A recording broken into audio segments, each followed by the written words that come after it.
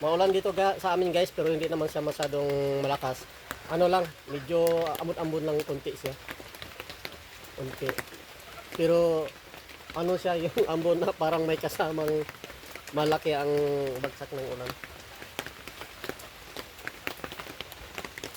Yung manok. Binibigyan ko muna siyang patuka guys, bigas kasi naubusan ako ng feeds.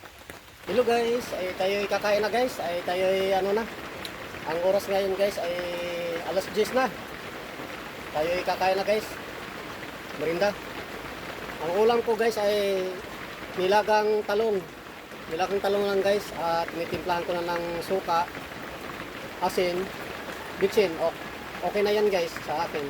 Paborito ko to nilagang talong.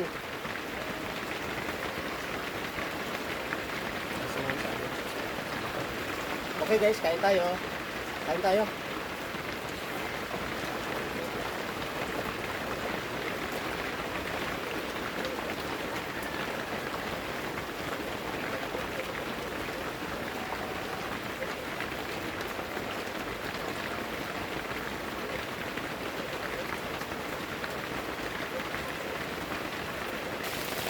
Okay guys, latest update tayo guys. Ay ngayon guys, malakas ang ulan dito sa amin guys.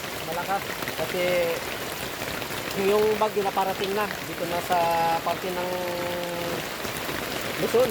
Ayun na guys oh. Lakas ng ulan. Wala na oh, kalagay ko lang ng lalagyan ng tubig guys. Oh, puno na kaagad siya oh. Grabe, doon naman sa likod naman, meron akong nilagay doon na dalawang urukan, puno na. Wala na tayong ibang kalalagyan. Ito na guys yung ano natin guys, yung ulan na bagyong Yuan. Signal number 3 kami dito guys, pero wala naman siyang hangin, ulan lang ang malakas. Ayun na guys. Yung iba kong manok, dito nakatago, dito naghapon. Ang iba na kong manok guys, andito na sa loob. Yun, madilim na sa loob. Andiyan ang mga manok kong mga tandang at isa pang dumalaga ko. Grabe oh. Lakas ng ulan.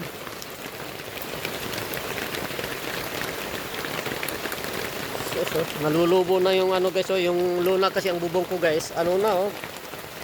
Nabigatan na oh.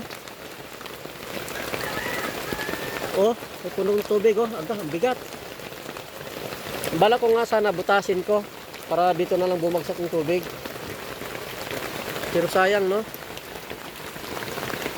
Wala pa naman akong lalagyan ng tubig. Okay guys, i-update ko na lang kayo guys. Bye bye guys, bye bye.